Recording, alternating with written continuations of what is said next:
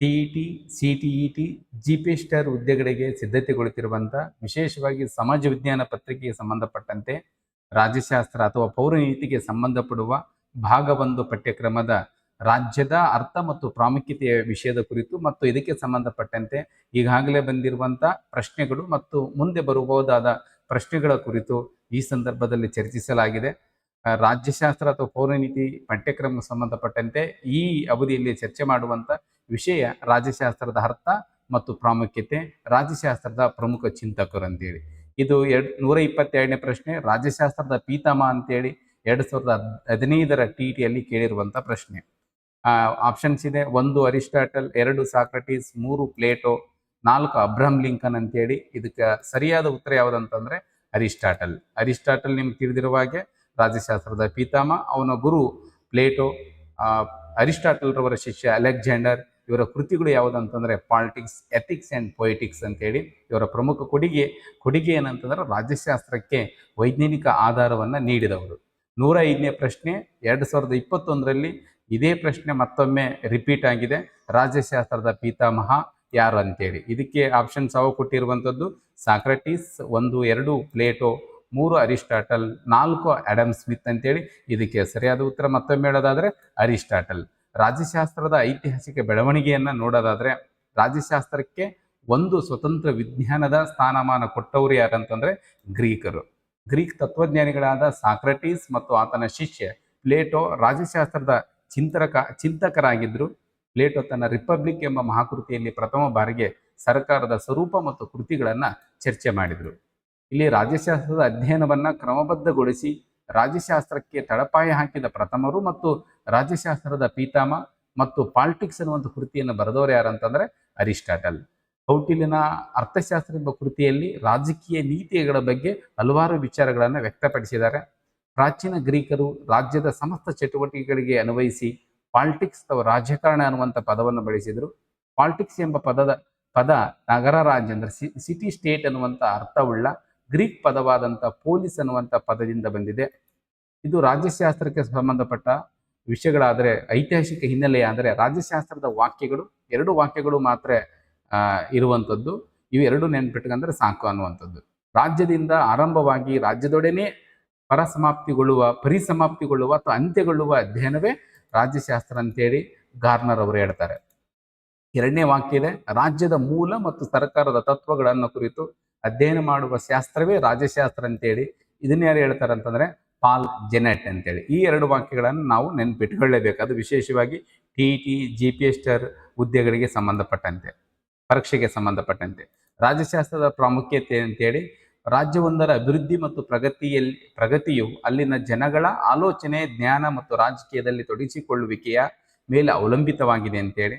ರಾಜ್ಯಶಾಸ್ತ್ರವು ರಾಜ್ಯವೊಂದರ ಉಗಮ, ಬೆಳವಣಿಗೆಯನ್ನು ಅರ್ಥ ಮಾಡಿಕೊಳ್ಳಲು ಸಹಕಾರಿಯಾಗಿದೆ ಮತ್ತು ರಾಜ್ಯದ ಕಾರ್ಯಗಳಲ್ಲಿ ರಾಜಕೀಯ ಚಟುವಟಿಕೆಗಳು, ವಿವಿಧ ಸರ್ಕಾರಗಳು ತೊಡಗಿಸಿಕೊಂಡಿರುವುದರ ಬಗ್ಗೆ ಮಾಹಿತಿಯನ್ನು ರಾಜ್ಯಶಾಸ್ತ್ರ ಒದಗಿಸುತ್ತದೆ. ರಾಜ್ಯಶಾಸ್ತ್ರ ಸರಕಾರ, ಯುದ್ಧ, ಶಾಂತಿ ಇತ್ಯಾದಿ ಪರಿಕಲ್ಪನೆಗಳ ಉತ್ಪತ್ತಿ ಮತ್ತು ಅಭಿವೃದ್ಧಿಯ ಬಗ್ಗೆ ನಮಗೆ ಮಾಹಿತಿಯನ್ನು ತಿಳಿಸುತ್ತದೆ.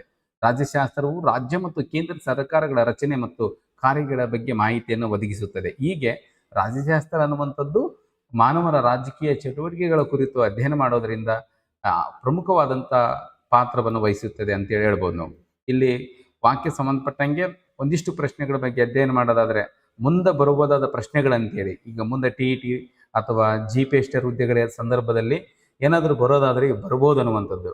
ಈ ಪ್ರಶ್ನೆಗಳನ್ನು ಹೊರತುಪಡಿಸಿ ಈ ಪಠ್ಯಕ್ರಮವನ್ನು ಬಿಟ್ಟು ಪ್ರಶ್ನೆ ಕೇಳೋದಕ್ಕೆ ಸಾಧ್ಯನೇ ಇಲ್ಲ. ಹಾಗಾಗಿ ಮೊದಲನೇ ಪ್ರಶ್ನೆ: ರಾಜ್ಯದಿಂದ ಆರಂಭವಾಗಿ ರಾಜ್ಯದೊಡನೆ ಪರಿಸಮಾಪ್ತಿಗೊಳ್ಳುವ ಅಧ್ಯಯನವೇ ರಾಜ್ಯಶಾಸ್ತ್ರ ಅಂತೇಳಿ ಹೇಳಿದವರು ಯಾರಂತೇಳಿ.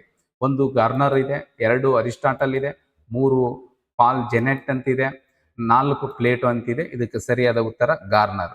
ರಾಜ್ಯದಿಂದ ಆರಂಭವಾಗಿ ರಾಜ್ಯದೊಡನೆ ಪರಿಸಮಾಪ್ತಿಗೊಳ್ಳುವ ಅಧ್ಯಯನ ರಾಜ್ಯಶಾಸ್ತ್ರ ಅಂತೇಳಿ ಇವರು ಹೇಳಿದ್ದಾರೆ. ಇದನ್ನ ನೆನಪಿಟ್ಕೊಳ್ಳಬೇಕು. 2ನೇ ಪ್ರಶ್ನೆ ಇದೆ, 2 ವಾಕ್ಯ ಇರುವಂಥದ್ದು ಟಿಇಟಿಗೆ: ರಾಜ್ಯದ ಮೂಲ ಮತ್ತು ಸರ್ಕಾರದ ತತ್ವಗಳನ್ನು ಕುರಿತು ಅಧ್ಯಯನ ಮಾಡುವ ಶಾಸ್ತ್ರವೇ ರಾಜ್ಯಶಾಸ್ತ್ರ ಅಂತೇಳಿ. ಇದಕ್ಕೆ ಆಪ್ಷನ್ಸ್ ಗಾರ್ನರ್, 2ನೇದು ಅರಿಸ್ಟಾಟಲ್, 3 ಪಾಲ್ ಜೆನೆಟ್, 4 ಪ್ಲೇಟೋ ಅಂತೇಳಿ. ಇದಕ್ಕೆ ಸರಿಯಾದ ಉತ್ತರ ಯಾವುದಂತಂದ್ರೆ ಪಾಲ್ ಜೆನೆಟ್ ಅನ್ನುವಂಥವ್ರು ಈ ವಾಕ್ಯವನ್ನು ಹೇಳಿದವರು. 3ನೇ ಪ್ರಶ್ನೆ ಹೊಂದಿಸಿ ಬರಿ ಅಂತಿದೆ. ಅರ್ಥಶಾಸ್ತ್ರ ಈ ಕಡೆ ಅರಿಸ್ಟಾಟಲ್ ಇದೆ, ಪಾಲಿಟಿಕ್ಸ್ ಈ ಕಡೆ ಪ್ಲೇಟೋ ಇದೆ, ದ ರಿಪಬ್ಲಿಕ್ ಮೆಕೆವಲಿ ಇದೆ, ದ ಪ್ರಿನ್ಸ್ ಕೌಟಿಲ್ಯ ಇದೆ. ಇದಕ್ಕೆ ಸರಿಯಾದ ಕೋಡ್ಗಳನ್ನು ಬಳಸಬೇಕು. ಏನೋ, ಬಿನೋ, ಸಿ, 1, 2, 3, 4ನೇದು. ಸರಿಯಾದ ಆಯ್ಕೆ ಯಾವುದು ಅಂತಂದ್ರೆ ಇದಕ್ಕೆ 4ನೇದು. ಹೇಗೆ 4 ಅಂತಂದ್ರೆ ಈ ಕಡೆ ಅರ್ಥಶಾಸ್ತ್ರ ಇದೆ, 4ನೇದು ಕೌಟಿಲ್ಯ, ಈ ಕಡೆ ಪಾಲಿಟಿಕ್ಸ್ ಇದೆ, 1ನೇದು ಅರಿಸ್ಟಾಟಲ್, ಸಿ ಇದೆ ದ ರಿಪಬ್ಲಿಕ್, ಇದಕ್ಕೆ ಸರಿಯಾದ್ದು ಪ್ಲೇಟೋ ಅಂತೇಳಿ, ಡಿ ಇದೆ ದ ಪ್ರಿನ್ಸ್ ಮೆಕೆವಲಿ ಬರೆದಿರುವಂಥದ್ದು. ನೆಕ್ಸ್ಟ್ 4ನೇ ಪ್ರಶ್ನೆ ಇದೆ, ರಾಜ್ಯಶಾಸ್ತ್ರದ ಮೂಲ ಪದ ಯಾವ ಭಾಷೆಯಿಂದ ಬಂದಿದೆ ಅಂತೇಳಿ. ಆಂಗ್ಲ ಭಾಷೆನೋ, 2 ಗ್ರೀಕ್, 3 ಅರೇಬಿಯಾ, 4 ಉರ್ದು ಅಂತಿದೆ. ಇದಕ್ಕೆ ಸರಿಯಾದ ಉತ್ತರ ಯಾವುದಂದ್ರೆ ಗ್ರೀಕ್ ಭಾಷೆಯಿಂದ ಬಂದಿದೆ. 5ನೇ ಪ್ರಶ್ನೆ ಇದೆ, ದ ರಿಪಬ್ಲಿಕ್ ಎಂಬ ಕೃತಿಯನ್ನು ಬರೆದವರು ಯಾರು ಅಂತೇಳಿ. ಅದು ಪ್ರಶ್ನೆ ಆಪ್ಷನ್ಸ್ ಇದೆ, ಅರಿಸ್ಟಾಟಲ್, ಸಾಕ್ರಟಿಸ್, ಪ್ಲೇಟೋ, ಕೌಟಿಲ್ಯ ಅಂತೇಳಿ.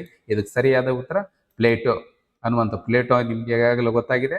ಸಾಕ್ರಟಿಸ್ ಪ್ಲೇಟೋನ ಗುರು, ಪ್ಲೇಟೋ ಅವರ ಶಿಷ್ಯ ಅರಿಸ್ಟಾಟಲ್. ಆತನ ಕೃತಿಗಳು ದ ರಿಪಬ್ಲಿಕ್ ಅನ್ನುವಂಥದ್ದು, ದ ಸ್ಟೇಟ್ಮೆನ್, ಲಾಸ್ ಅನ್ನುವಂಥ ಪ್ರಮುಖ ಕೃತಿ. ಇವರು ಆದರ್ಶ ರಾಜ್ಯದ ಬಗ್ಗೆ ನಮಗೆ ತಿಳಿ ಹೇಳ್ತಾರೆ ಇಡೀ ಜಗತ್ತಿಗೆ. 6ನೇ ಪ್ರಶ್ನೆ, ಪಾಲಿಟಿಕ್ಸ್ ಎಂಬ ಪದದ ಮೂಲ ಯಾವ ಗ್ರೀಕ್ ಪದದಿಂದ ಬಂದಿದೆ ಅಂತೇಳಿ. ಪಾವಲಿಸ್ನ, ಪೋಲಿಸ, ಪಾಲ್ಟಿಯ, ಪೋಲ್ಟಿಕೋ ಅಂತಂದ್ರೆ ಇದಕ್ಕೆ ಸರಿಯಾದ ಉತ್ತರ ಪೊಲೀಸ್ ಅನ್ನುವಂಥ ಪದದಿಂದ ಬಂದಿದೆ. ಕೊನೆಯ ಪ್ರಶ್ನೆ, ಪೊಲೀಸ್ ಎಂಬ ಪದದ ಅರ್ಥವೇನಂತ. ಅಂದ್ರೆ ಈ 7 ಪ್ರಶ್ನೆಗಳನ್ನು ಹೊರತುಪಡಿಸಿ 99% ಬೇರೆ ಪ್ರಶ್ನೆಗಳನ್ನ TET ಅಥವಾ GPS ಹುದ್ದೆಗಳಿಗೆ ಈ ಪಠ್ಯಕ್ರಮದಂತೆ ಕೇಳೋದಕ್ಕೆ ಸಾಧ್ಯ ಇಲ್ಲ ಅಂತೇಳಿ. ರಾಷ್ಟ್ರ, ನಗರ ರಾಜ್ಯ, ಸರಕಾರ, ಜನಸಂಖ್ಯೆ ಅಂತೇಳಿ. ಇದಕ್ಕೆ ಸರಿಯಾದ ಉತ್ತರ ನಗರ ರಾಜ್ಯ ಅಂತೇಳಿ. ಈ ರೀತಿ ಪ್ರತಿಯೊಂದು ಒಂದೊಂದು ಒಟ್ಟು 15 ಭಾಗ ಇದೆ ರಾಜ್ಯಶಾಸ್ತ್ರ ಅಥವಾ ಪೌರನೀತಿಗೆ ಸಂಬಂಧಪಟ್ಟಂತೆ. ಒಂದೊಂದು ಭಾಗ ಒಂದೊಂದು ವಿಡಿಯೋಗಳನ್ನು ಮಾಡಿ ಹಾಕ್ತಾ ಇದ್ದೀನಿ. ಅದನ್ನು ಸದುಪಯೋಗ ಪಡಿಸ್ಕೊಳ್ರಿ ಅಂತೇಳಿ ಈ ಮೂಲಕ ನನ್ನ ಅವಧಿಯನ್ನು ಮುಗಿಸ್ತಾ ಇದ್ದೀನಿ.